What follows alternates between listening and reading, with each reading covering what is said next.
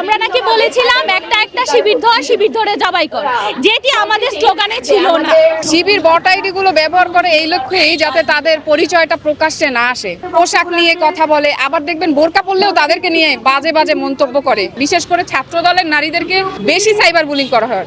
আমরা গুপ্ত বলতে বুঝিয়েছি ইসলামী ছাত্র শিবিরকে। তাদের কার্যক্রমের কোনো বৈধতা নেই এবং তাদের কোনো কমিটি নেই এবং তারা নাকি তাদের কার্যক্রম পরিচালনা করে যাচ্ছে। তাহলে তারা তাদের কার্যক্রম কাদের নিয়ে পরিচালনা করছে সেটি জাতি জানতে চায়। এই যে স্বাধীন বাংলাদেশে কোনো গুপ্ত রাজনীতি চলবে না। তারা গুপ্ত রাজনীতি করার পেছনে সবচেয়ে বড় কারণ হচ্ছে যে কি রাজনৈতিক ফায়দা। শিবির বট আইডি গুলো ব্যবহার করে এই লক্ষ্যেই যাতে তাদের পরিচয়টা প্রকাশ্যে না আসে, কারণ প্রকাশ্যে যদি এরকম গণধর্ষণের মতো হুমকি দেওয়া হয় তাদেরকে তো বিচারের আওতায় আনা হবে। এর জন্যই তারা এরকম বট আইডি, ফেক আইডি খুলে খুলে নারীদেরকে, বিশেষ করে ছাত্র দলের নারীদেরকে বেশি সাইবার বুলিং করা হয়। তারা দেখবেন পোশাক নিয়ে কথা বলে, আবার দেখবেন বোরকা পরলেও তাদেরকে নিয়ে বাজে বাজে মন্তব্য করে। এগুলো কিন্তু ঠিক না। আমরা সরকারের কাছে দাবি জানাচ্ছি, প্রকাশ্যে যেমন একজন নারীকে কেউ খারাপ কথা বললে আইনের আওতায় আনা হয়, সোশ্যাল মিডিয়ায় যেন এরকম বুলিং করার অপরাধে তাদেরকে আইনের আওতায় আনা হয়। আমরা এটাই দাবি জানাচ্ছি।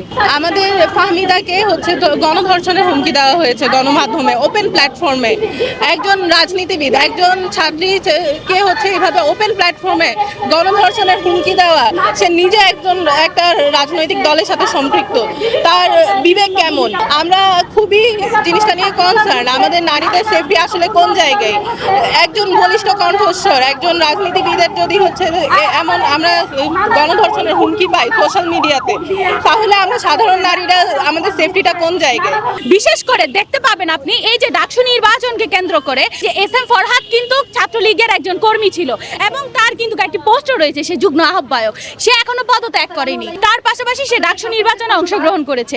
ডাকসু নির্বাচনের সংবিধান অনুযায়ী যারা ছাত্রলীগ করত এবং নিষিদ্ধ ছাত্রলীগের সাথে জড়িত তারা ডাকসু নির্বাচনে অংশগ্রহণ করতে পারবে না।